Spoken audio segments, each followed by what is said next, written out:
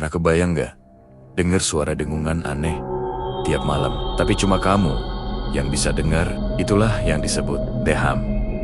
Fenomena nyata yang terjadi di berbagai negara sejak tahun 1970. Dan ribuan orang mengaku mendengar suara berdengung rendah seperti mesin besar yang tak pernah berhenti, terutama di malam hari.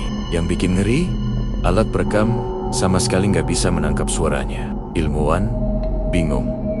Sebagian bilang itu getaran dari bumi, tapi ada juga yang percaya ini sinyal dari sesuatu yang bukan manusia.